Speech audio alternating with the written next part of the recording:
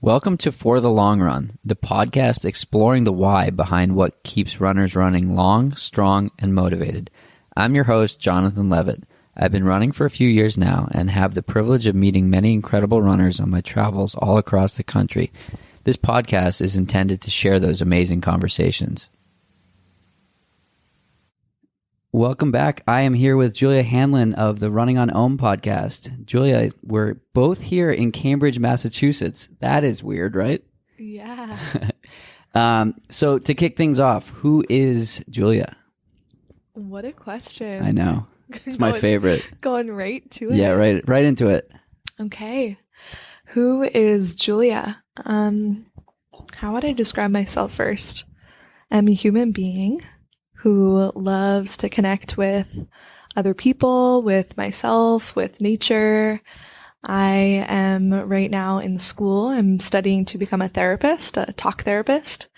I am also an athlete. I love moving my body in many different ways, including running when my body allows. I grew up being a musician. I spent my whole childhood pretty much devoted to training as a singer, thinking I was going to go onto conservatory, but didn't do that. Who else am I? I'm a daughter, I'm a sister, I'm a friend, I'm a partner, I'm a dog mom. I love cooking. What else do you want to know? I think that's a pretty good recap. And I'm a yoga teacher. Yeah, that's how I actually sustain myself financially and spiritually. So yeah, I teach yoga too. Nice. And you were laughing because when we started setting up here, you're like, this is weird. I don't have to do anything. Normally you're on the other side of the microphone, right? Totally. Like even this morning, I recorded a podcast in my apartment where, I was setting up the mics. And so this is a very weird, surreal experience. So let's talk about your podcast. So how did that get started? I saw a post of yours, and it sounds like listening to a ritual podcast was sort of the impetus behind it. Yeah, so I went to a small college in Maine called Bates College. And when I was at Bates my junior year, everyone in my school studied abroad. That was a really big part of the culture. I've spent a lot of time abroad because I have a lot of family who lives abroad. So I was like, you know what? I want to go to Hawaii for a semester. So when I was living in Hawaii, I was going to the University of Hawaii as a transfer student. And I wanted to have a really different experience. So I lived in a cabin by myself about an hour from school. So I used to take the bus to school, the public bus.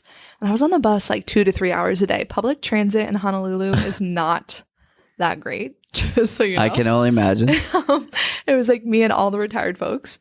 And I started listening to podcasts that year when I was on the bus. And junior year of college was also when I started to get into running and found running. And so I just found I loved the medium. I loved hearing people's stories unfiltered. I'm definitely more of an auditory learner versus a visual learner. And I was like, wow, this is my favorite thing. And so senior year of college, I was like, why not start my own podcast? I get to have an excuse to talk to people who I'm really inspired by or interested in, and I get to learn and hopefully I get to impact and share. So when I first began my podcast, I did all my interviews over Skype because I was in Lewiston, Maine. And then population 100, well, definitely more than 100, but population endurance athletes, right. Creative individuals, entrepreneurs, right. Not super plentiful. And so that was also, so it was junior year was when Rich Roll started his podcast, and he was actually in Hawaii when he started his podcast, an island away. And so that was he was a huge inspiration for me at that time because it was 2013 and it was before podcasting, especially in the health and fitness and endurance world, really blew up. So he was my first kind of role model and understanding how you could do long form conversation. So yeah, I did it for 3 years, then stepped away and am now back. Cool. Your podcast was one of the first that I listened to consistently. And I really enjoyed those years, 2013 through 2016. So thank you for that. Oh, thank you. Yeah, it was, I love how you just dig it. You and Billy Yang have this particular ability to go so deep with people, and it's a comfort that people have, and they just spill their guts, and that's the best kind of it's not a 21 questions. It's not a, hey, I've got 10 questions to go through. It's like, let's talk about stuff that matters and help people and really just have an interesting conversation. So I've tried to model my podcast after the two of those style podcasts. So thank you for that. But then you took a break, 2016 you relaunched it last year. Is that correct? Yeah, I relaunched it in November 2019. So pretty recently, just 3 months ago. And you have a few more resources around you working on it. Our friend Nick. Hey, Nick. Nick was very excited for this this podcast to happen. That was awesome. So why did you decide to launch it again? Yeah, I think I have to back up a little bit to just explain like why I decided to step away from it, because that'll help explain why I relaunched it. So it was in 2016. I had a total health breakdown. Mental health, physical health was just a total mess. And at that time, I recognized that I just didn't want to be doing public work online anymore. It didn't feel impactful to me to be emailing. I hated Instagram. I hated Facebook. I wanted to be completely anonymous and just like live off the grid, but living off the grid wasn't necessarily sustainable. So I moved into my mom's 1-bedroom apartment and good times. So then basically I got myself back into a space of health. And in that process, when I let go of the podcast, I didn't think I'd ever come back to it. I actually wanted to sell my podcast gear. My mom convinced me to leave it in her basement for as long as I needed to. And the thing is, like, I loved podcasting during my first chapter of it. And I loved, as you said, having those honest, real, deep conversations. Like, that's what I live for. And that's why I'm hopefully going to be a therapist someday. This is like what I love to do. But what I didn't love to do was the social media. What I didn't love to do was the audio and editing production. And so much of the stuff around it like didn't fill me up. And being at my computer didn't fill me up. And so I, over the past couple of years, feel really grateful to be in a place of health now where I feel like much more a part of society and I'm here to stay. We're glad you're here. Thank you. And I recognize that I noticed there was just such a lack of female podcast hosts out there who I felt like were really holding their own. Like anytime I would talk to people, I'm like, oh, hey, what's your favorite podcast? They either say a male hosted podcast or an NPR type podcast or a sports like radio or whatever. So I was just getting really frustrated. I was like, where are the strong, independent, eloquent women at?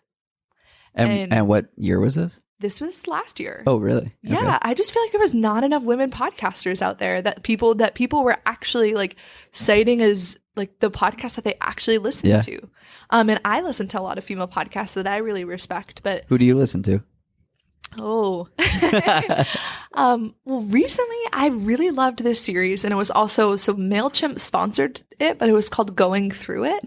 And it took all these different women who've gone through hard things and had to like persevere and keep their dreams alive. And so it interviewed people who've like the woman who started Zipcar, interviewed different athletes. I found it really, really good. But I mean, there's so many, I feel weird picking favorites, but there's so many podcasts out there that I love.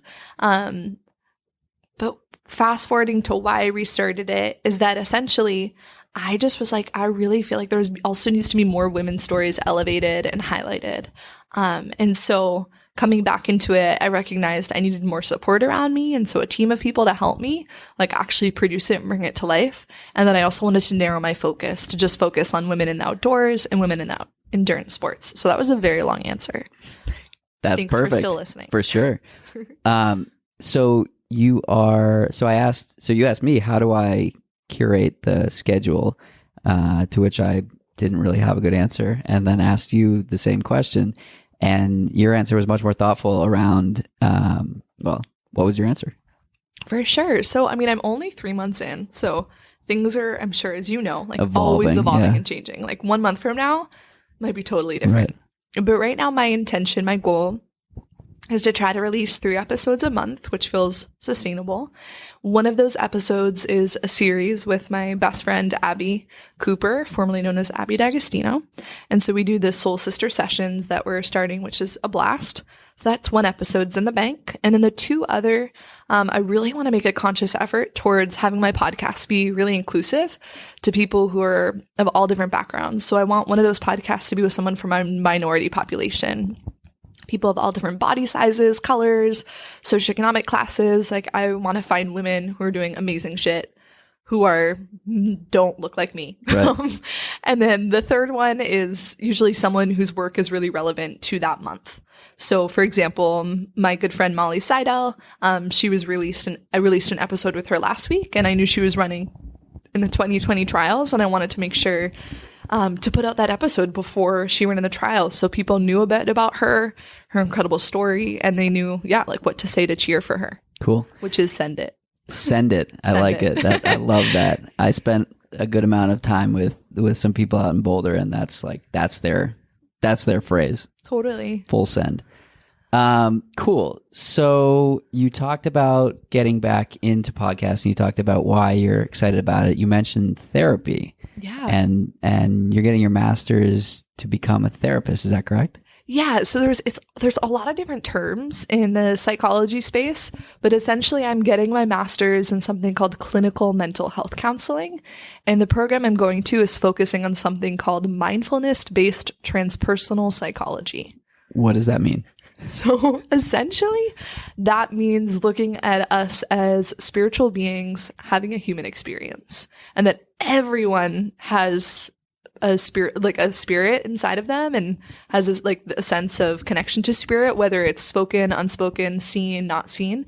And so helping people get in touch with just the really complex nature of existing through mindfulness meditation. And how did you come to that?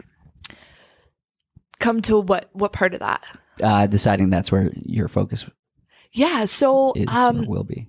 For me, I've been through so much therapy in my life, and essentially the most healing thing for me has actually been my yoga practice and my time on my yoga mat. And so much of what I've learned on my yoga mat is about mindfulness, and essentially mindfulness to me, just to break it down, it just means being present, showing up for whatever arises, the good, the bad, the ugly, the boring, the exciting, all of it, just being with whatever it is you're experiencing and staying in that experience. So living. Yes, living. So our CEO just walked by, and a couple of days ago, he said something that stuck out a ton. And he said, gratitude is the secret to happiness. And I think he's right. And I think that the mindfulness or the I'm butchering the words now, but acceptance or appreciation or I guess mindfulness around who you are in that moment, and being thankful for what you have, I think is you can't get better than that, right? Yeah. I mean, it's a practice, because I feel like I can only speak from my experience, but we sometimes our brains are tuned to see scarcity. So to see what we don't have, or to compare ourselves. And so to actually take the road of gratitude can take a bit of strength, actually, to be able to focus on what it is you do have, or what potential, or what is good. Definitely. So how do you get there? How do you go from, everybody has a lot of good in their life, or most people have a lot of good in their life, but sometimes people can't necessarily focus on the good. How do you get to that point? Whether it's from personal experience or what you're learning. Yeah. When I think about times in my life, I felt, that I was living most in a space of gratitude. It's times when my life feels most simple. And so when there's less noise going on, when there's less stimulation. And on an island in Hawaii. On an island in Hawaii. Or I keep on coming back to, I lived in Ethiopia for a year after college, and I was working there with a group of young female runners, women who are, live in extreme poverty. We were living in a little tin shack, essentially, and you had a pee basin that you peed in at night because the hyenas might eat you if you go out to the outhouse in the middle of the night. Wow. very rural, Yeah. no running water. It was just extremely different conditions. But that year of my life was on one hand one of the most challenging, but also one of the years that I feel like I actually was living from a place of gratitude. Like I was so grateful for the little things like toilet paper, and an avocado Right. and someone smiling at you on the street. And so I think when my life is more simple for me personally, that's when I can live in more of a space of gratitude because I do better when things are a bit quieter. But I think for everyone's like their own secret sauce is figuring out like what actually works for you. Where do you feel your homeostasis? And then from there, you're able to kind of celebrate and embrace the things you're grateful for because your baseline needs are met. I love it. So you've lived in some amazing places, Africa, East Coast, West Coast, your mom's 1-bedroom house. One place that I found really fascinating was the whole Bend experience and living out in Bend. So what was that like? Yeah, Bend is such a beautiful place. I hope to move back there very soon. Nice. Like for real. What was it like to live in Bend? Yeah, Bend is it's super interesting place. There's a lot of growth and change in it right now as a city. And it's a place that has really every outdoor activity you want. You can do there. There's even surfing in Bend. They made like in the Deschutes River, they made it like a surfing, cool. I don't know the technical words, like turbine. Yeah. So there's people out there like shredding all the time. Nice. And so there's everything that you want to do there. Like I learned how to Nordic ski there and I loved it by my good friend Zoe Roy, who you should have on this podcast someday. She's a total badass. I'll go back to Bend. Yeah. I don't really need an excuse, but there it is. Yeah. So when I was living in Bend, I was living with a lot of the women who were on the Little Wing team. And so I just got to know some really... For those that don't know, what is Little Wing? Yeah. So Little Wing is a professional running group that's sponsored by Oiselle. And Oiselle's are an amazing women's running company based in Seattle. And at the time, I was living with 2 steeplechasers for Oiselle, Jess Barnard and Mel Lawrence. And I was living across the street from Collier Lawrence.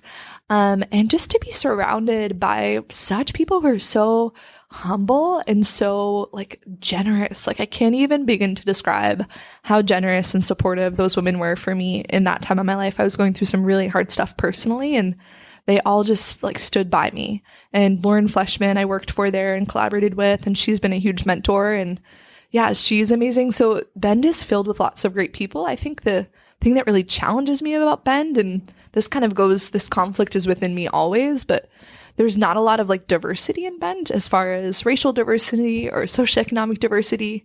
And I'm from Cambridge and I grew up in a place where I saw people of all different backgrounds, colors. I could play any instrument I wanted to in the world because there was a teacher who could teach you like the Chinese flute, Right.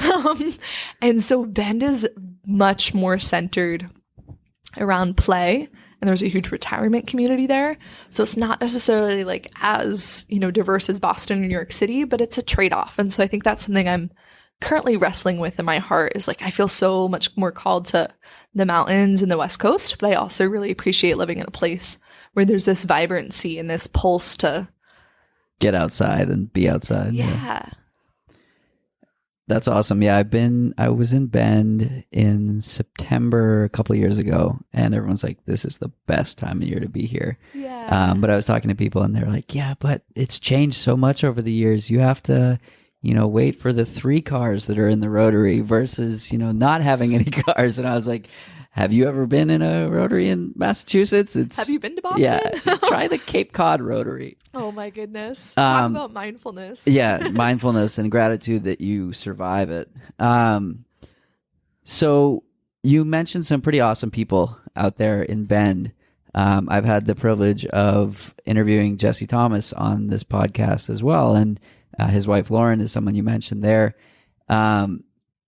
The conversations that you had with her on your podcast have been some of the best conversations that I think I've ever listened to.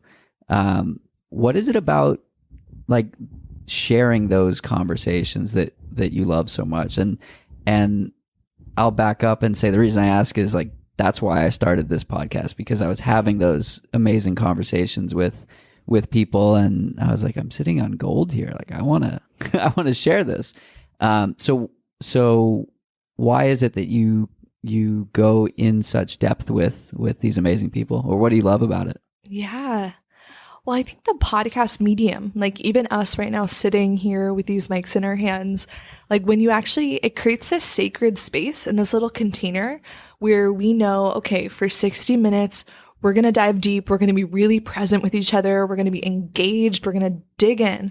And so I think just even the podcast medium is such a cool, like little bubble we create. Yeah. And there's something about in that bubble, like magic is born. Yeah. And how when we can speak out and process these things, like we learn about ourselves through talking, through hearing other people's stories, even if it's just one thing that someone says in a conversation. Maybe it's just a turn of phrase or one idea they planted in you or something you're inspired by. Like it's such an incredible opportunity ultimately to inspire.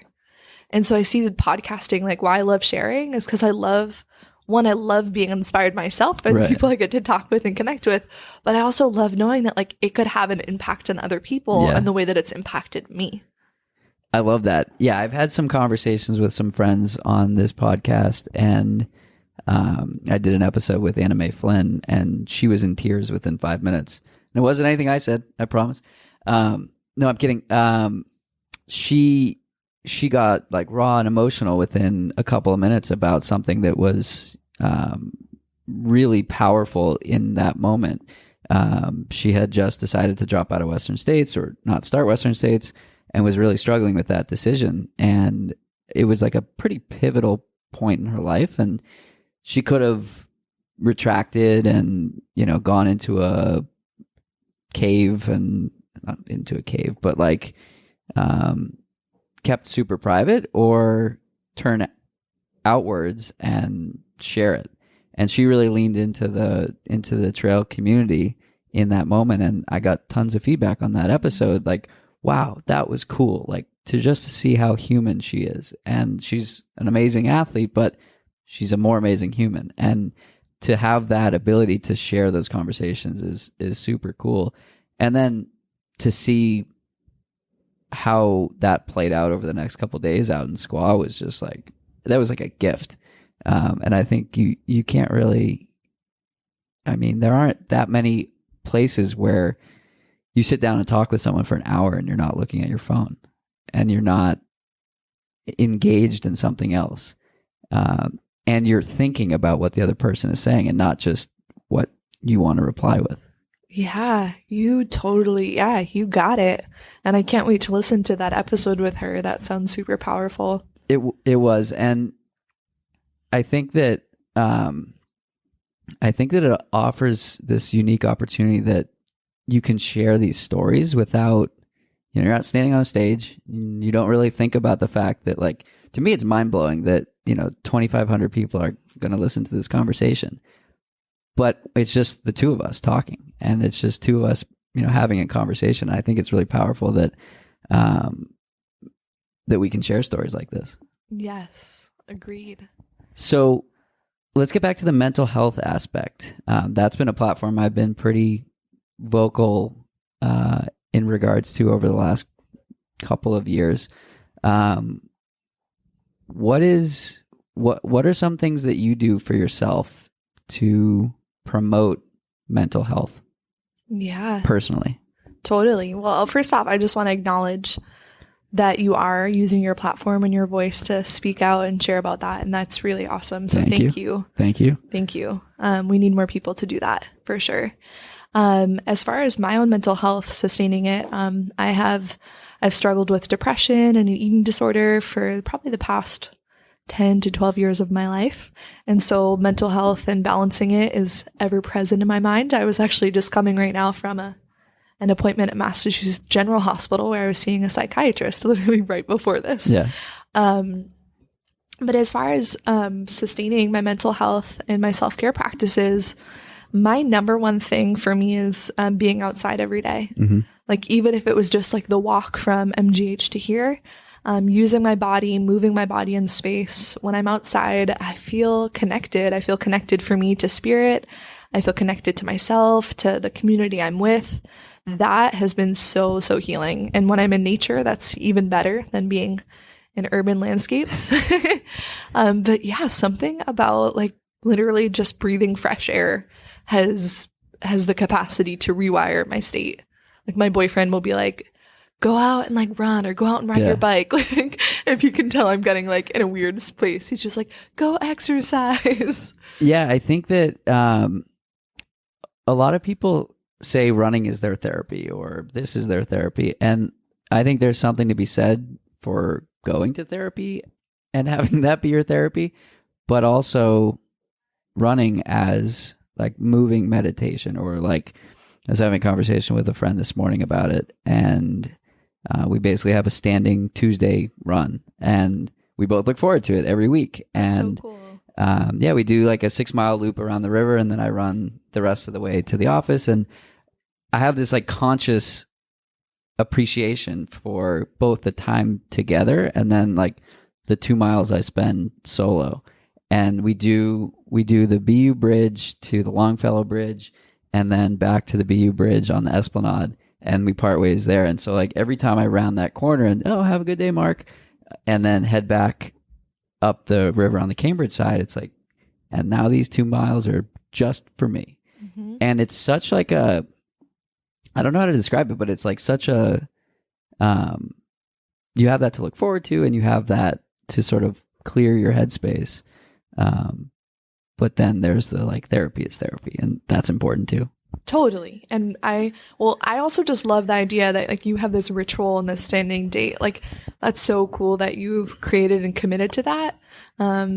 To show up for that person, for them to show up for you. That like brings me joy.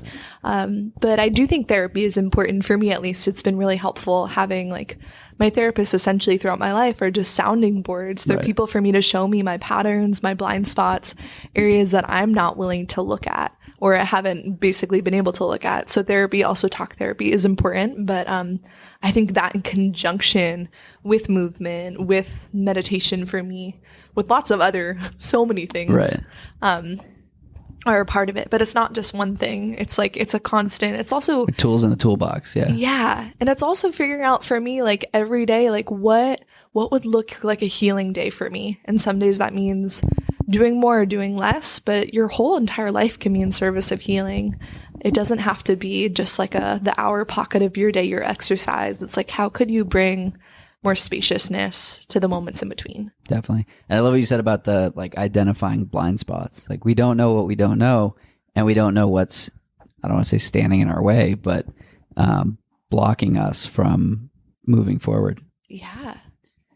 So a question I like to ask a lot on this podcast is, what are you scared of? Whoa. So the first thing that comes to mind are leeches. Okay. That's totally reasonable. I really don't like leeches. I had a very scary experience when I was in 5th grade with a leech. Still not over it, clearly. And I will like have a frequent nightmare. Probably once a year it'll happen where I'm like on a raft going through a tunnel on the water, and there's just leeches all over my body. This sounds awful. So yeah, there's something in leeches probably that's like a metaphor for something sucking my energy. But in reality, or leeching your energy. Leeching my energy, yeah. What am I afraid of? That's such a powerful question. It was kind of, I also was reading your Instagram post yesterday. It was like, what would you do if if failure wasn't an option? Yeah, that's such a cool question. But going back to fear, I mean, I'm afraid of the people I love dying. That feels really real to me. Like that really scares me. The idea of like my brother, my partner, my parents dying, just like not knowing how to go on without the people I love. So I had a really interesting year of experiencing loss and anticipating loss, and then feeling the like then he was lost. Yeah. And I got really close to Ladia, who's Gabe's friend, and Justin over the last year. And the way that Justin like turned outward, talk about turning outward and like leaning into the community. Like I aspired to, so Gabe passed in June, my grandfather passed in September. And so that was a couple months apart. And so I was able to see how he went through the grieving process, and I don't want to say I tried to emulate it, but I did it in a similar way, I guess, with just being wildly open about like how brutal it was. And in the process, I got really close to a lot of amazing people, and I had a really awesome conversation with my boss, and he lost his grandfather when he was young, and he was like, man, this is stirring up memories. I cried, today thinking about you and your grandfather. But he was like, I appreciated the pain, and I found comfort in the pain, in that how cool is it that we can be so close to someone that it hurts that much? And what a blessing that you can have that connection to someone that it physically hurts when they're not there. So that's a really long tangent, but I think that you talk about gratitude or mindfulness around something that's so awful. At least that was how I approached it, and felt that. And now I'm rambling, but over to you.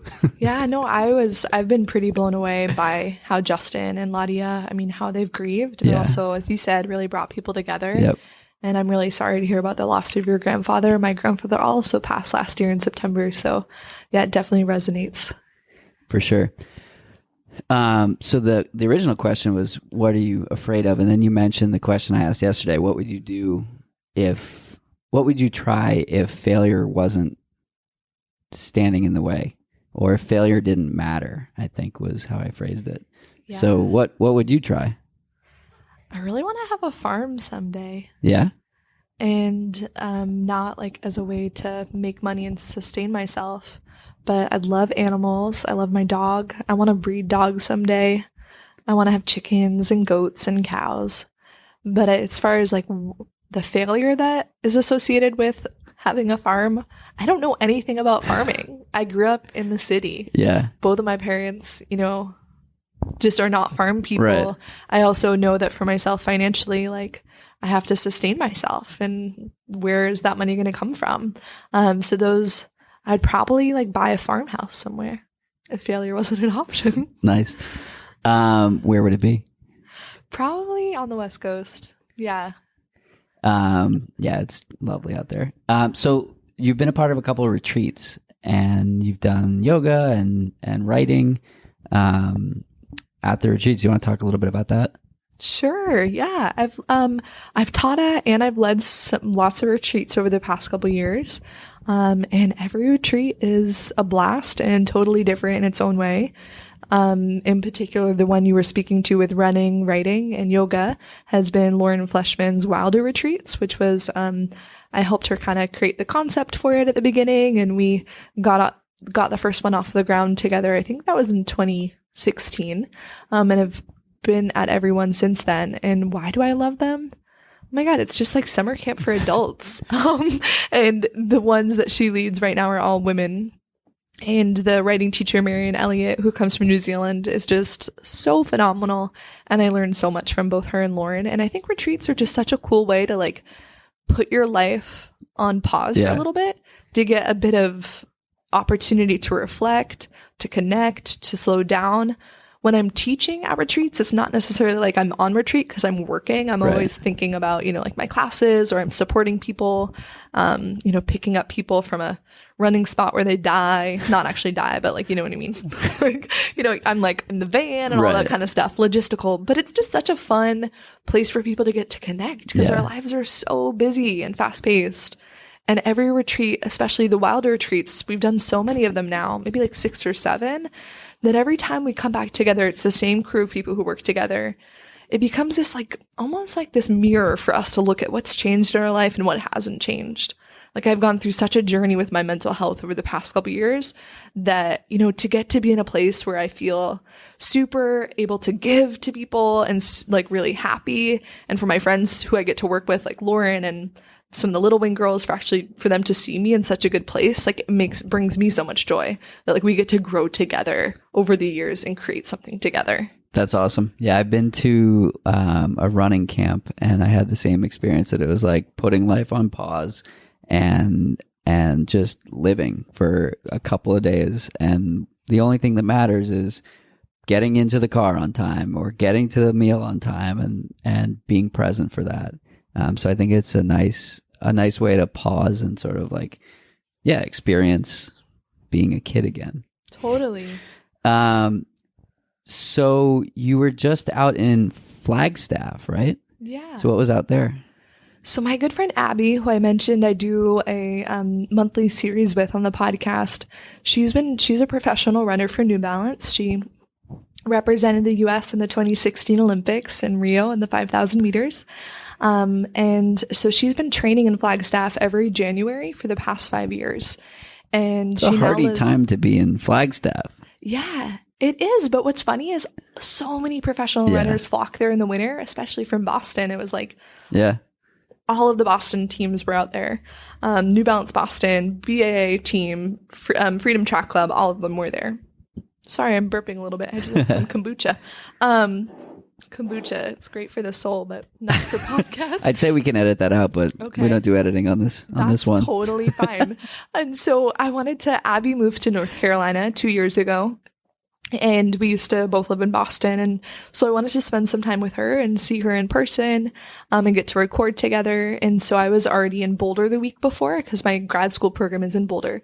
So it's like, it's just great transition to go visit her in Flag. And my coach lives in Flagstaff, Alicia Vargo. Oh, cool. And so wanted to spend some time with her. And I also wanted to do some backcountry skiing there. So it was kind of just like a whole mishmash of things. That's awesome. So Alicia's interview with Billy is one of the ones that like sticks out the most, where like they just went into it, and they just went so deep on like really hard conversations. So if you're listening to this and you're interested in a tearjerker, that's a good conversation to listen to. Yeah, it was with Alicia and her husband Chris, and Billy's incredible.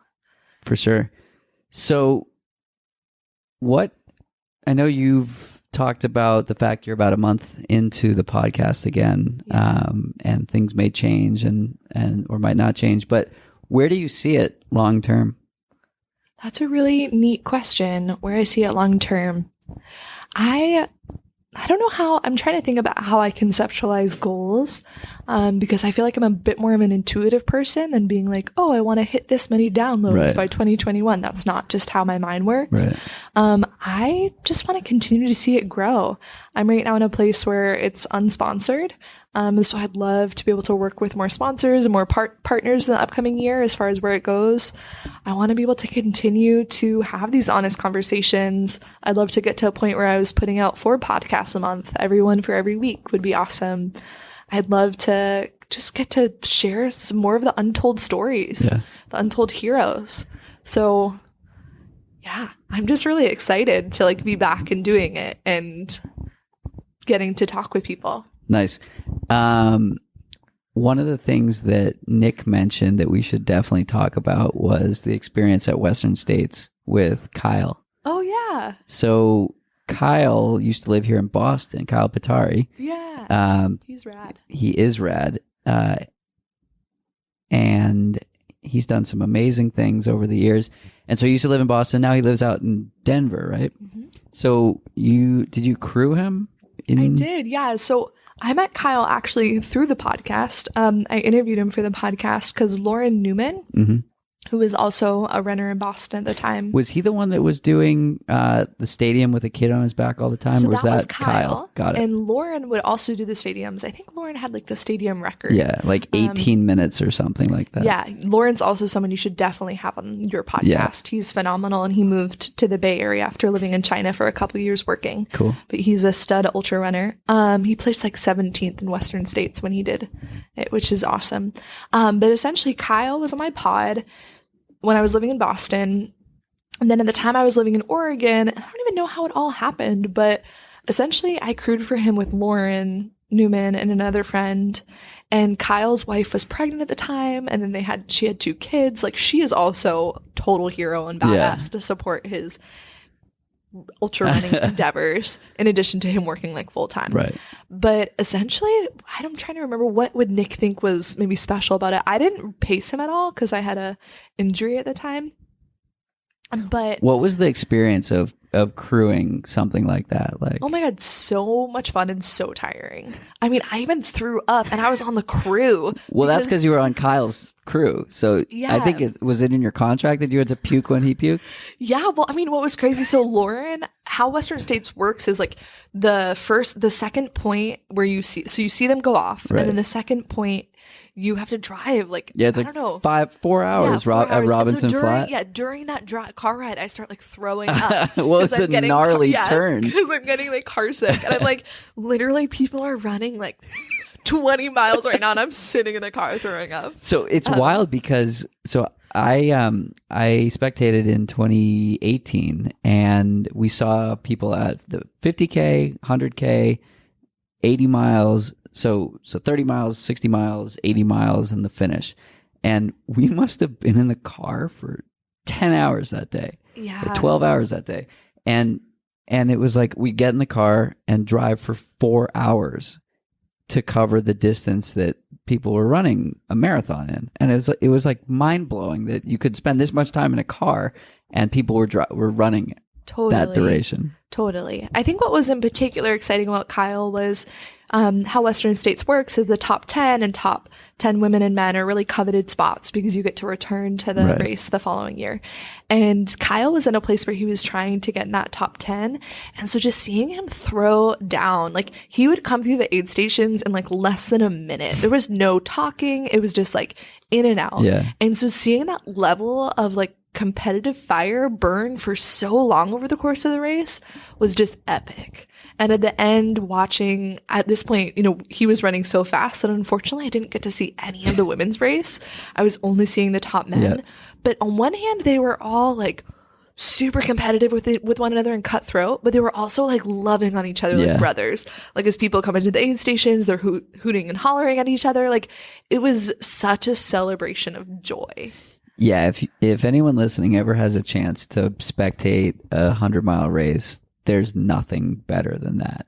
I've seen Western States and I've seen Run Rabbit, which is another 100 in Steamboat Springs, and the aid stations are like the happiest place on earth. The people are just incredible, and they're dedicating 24, 30, 40 hours of their life to somebody else. Yes. They might not know them. They probably don't know them. And it's just like a real, like there's the line like, oh, if you're ever losing faith in humanity, go watch a marathon. No, go watch a 100-miler. It's like it takes that to the next level. Do you want to do 100 yourself? I told Sally McRae at the start line of Western States that I would run that race one day.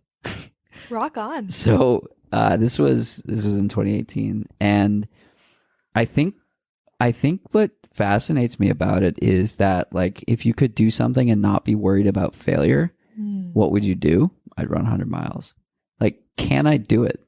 Is the intriguing part. And oh my gosh, you so can do it, man. Well, that's the question, right? I 110% believe you could do it. If tomorrow someone was like, okay, Jonathan, you're going to run 100 miles, I have no doubt you could do it. So that's the part that intrigues me. Anyone can run a marathon, but I don't think that anyone can run 100 miles because it's not just physical, right? You have to, first of all, you have to want it, and you have to know your why, and you have to know like where is your head going to go when you're 70 miles in and you have more than a marathon to go. Yes. I did rim to rim to rim this past fall, and we get to the north side, and we had been running for 7 hours, and we were like, we have almost a marathon to go. And staring down like that unknown was like, holy shit, this is what life is all about. Like, what's going to happen? And I've referenced this story a million times now, but it's that like, it's the up and down that is so cool. And yes. I took a video of myself at mile 34 where I was on cloud 9. We were running mid 7s at the 50K. I was running with a really good friend, and I said to him, I was like, Tony, we both have happy legs, and let's just see where it goes. And we're going to pay for it later, I'm sure. So we ran some quick miles in the middle there. And I vividly remembered 10 miles later, like recording another video. I was like, this felt pretty amazing 10 miles ago, but this fucking sucks right now. And it was like the biggest change in 10 miles, like absolute highest of high and lowest of lows. But then we got back to that high, physically and metaphorically. Like we climbed out and got the high. But I think that, so I watched a movie a while ago, referencing Billy Yang again, Life in a Day. He did a movie about Western states, I think 2016, and followed a couple of amazing women as they ran that race, and showcased the change in how you experience it. Yeah. And I think that's what it's all about. It's like, where do you go when your back is up against the wall, or like you've run out of fuel, or your legs are cramping, or you apply that same thing to life? And like, where do you go when your back's against the wall and you need to hit a deadline, or you need to do something for your partner, whatever? Yes. I think that's where like the running and life overlaps a ton. I'm so with you on that. I unfortunately have had so many injuries in the past couple of years. I don't think I've ever, like with running, been able to get to that point, like to the really, really like that deep, dark point. I mean, I've gotten lost on a couple long runs before, but this past summer I got really into cycling, just because I wasn't running for like 5 months. And so I was on my longest ride was probably like 120 miles I did. And yeah, you can get to some pretty dark places when you're out there for a while. And I love what you said about like knowing your why. Yeah. What's your why? I love being outside. I love seeing where my body and my spirit and my mind can take me. And so my why is that I feel like we were all born to explore our internal and outside world. And I feel like it's my duty to explore that. Where are some places you want to go? On my bike or on my feet, or both? Yeah, well, most recently, a place I already went that I want to go back to is my mom's family is from Croatia, and my grandfather lives there, and he's 91 and in great health, which this is the grandfather who's still alive. And my boyfriend and I got to go to Croatia and spend some time with him in October, and we did a couple bike rides. One of them we rode from Croatia, where he lives, to Montenegro, another country. Cool. And so we didn't get to go through Montenegro too much, but my grandmother is actually, so she's from Montenegro and was born and raised there. So we started in the village that my grandfather was from. Oh, that's cool. And so I would love to do some bike rides, like kind of tracing my ancestry. Yeah. My dad's parents are from Ireland. They came through Ellis Island. And so I'd love to go back to where they're from in Connemara and essentially just like do bike rides of following like my roots, my ancestral roots is something I'm really interested in. Cool. Well, we'll definitely stay tuned and follow along with those adventures. Julia, thanks so much for this today. Where can we find you on social media? Yeah, well, thank you so much for having me. It's really weird to be on the other side of the mic. Like, I've had to resist the temptation to ask you questions. And I just want to say thank you so much for the podcast that you are making. You are one of my favorite podcasts to listen to. Thank you. And as far as where to find me, my Instagram handle, this sounds so douchey to say. Sorry. I'm like not comfortable saying this. So my Instagram handle is @runningonom, and it's OM. And runningonom.com is my website. Feel free to reach out. I love to hear from people. Really, essentially why I know we're both doing this is just to connect. Yeah. Is self-promotion something you struggle with? Clearly. I'm like red in the face right now. I'm going to have to take the photo now. No, I guess we'll jump back into one more thing. I saw a post from a friend. His name is Nick. He's a runner from Baltimore. And he posted yesterday about struggling with self-promotion, and he's done some really amazing things. And sometimes you just got to toot your own horn. Like, we're doing amazing things and you're doing amazing things. And this guy's about to kick us out of this room, but we have about 3 more minutes. And if you're doing amazing things, you should be proud. So I think that it's definitely something that, makes sense that people struggle with. You don't want to, talk about yourself, but you're doing amazing things. If you haven't listened to Julia's podcast, definitely tune in. It's called Running on Ohm. And thanks for tuning into this one. You're doing amazing things as well. Thanks. That's it for today's episode. Like many long runs, it's sad when it has to end. I hope you join in next week on For the Long Run. And in the meantime, happy trails. If you've enjoyed this episode, it would mean a lot to me if you shared it so that others can find it and enjoy it too.